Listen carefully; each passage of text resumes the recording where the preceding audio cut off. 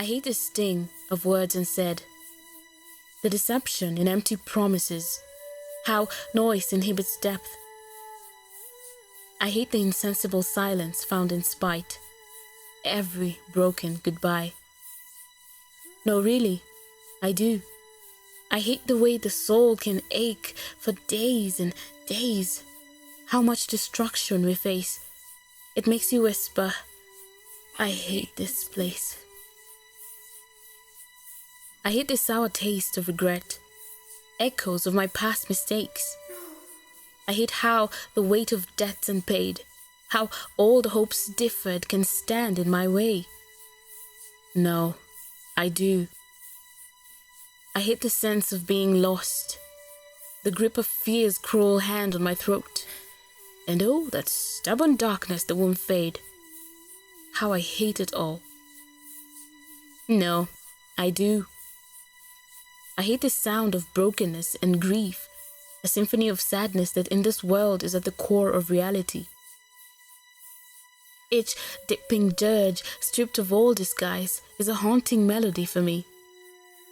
And I know many wipe their eyes too.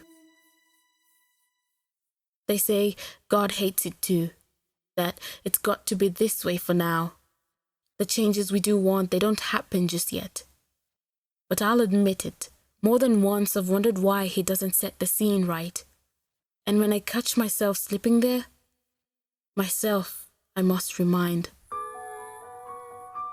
My deepest wisdom is far beneath God's folly. The most brilliant of my analysis must crack his ribs. Yet I think myself to be a fortress, standing on my own terms, pointing a finger at the one who tinkers with the delicate details that make every casual day. And I judge.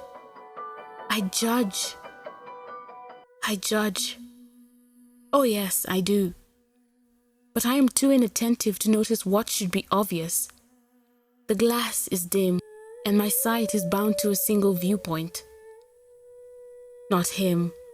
God comprehends every divergent dimension in existence. The incremental measures of his wisdom within me tease my cognition and enhance my perception. I see hints of what the world could be, indeed of what it will be. I ache to shed my numbskull guise. Him I will ask for this desire to make provision, patient endurance as he sculpts me into humanity's peak, fashioned only after his perfect son's mold.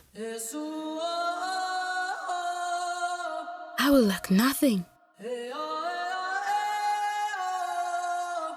When I glimpse through his lens, even profound darkness will undress from its pitch-black hue, its deep obscurity.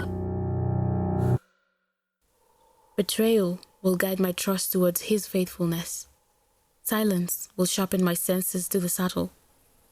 Regret will fuel my yearning for restraint, and insight will come from my history of pain.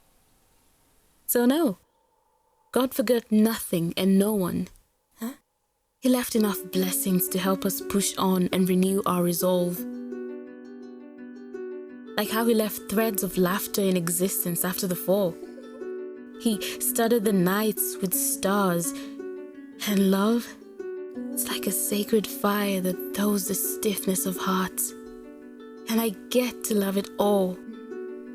I love the sun's gentle glide across the sky, lending brightness in drying garments without a grumble. How precious the rhythmic purring of kittens is as they play about in their velvety coats. I really do.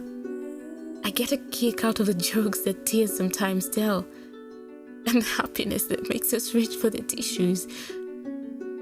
I love how we let go of things to find better gifts waiting in line.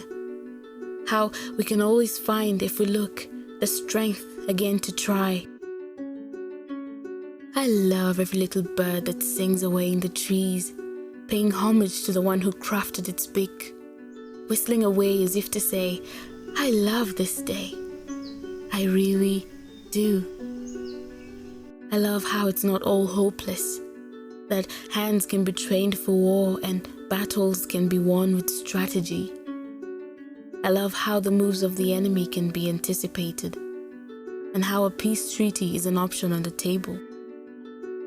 I love how the city lights twinkle in the distance, how the sight holds the spring in my steps and I'm become like a deer staring into headlights. I love the distant sound of waves crushing against the shore, lulling me into a state of tranquility. I really do. I delight in imagining lovers twirling and swaying in the audience of pots, pans, and cutlery, how the music slows down their breathing as they sink into intimate embrace.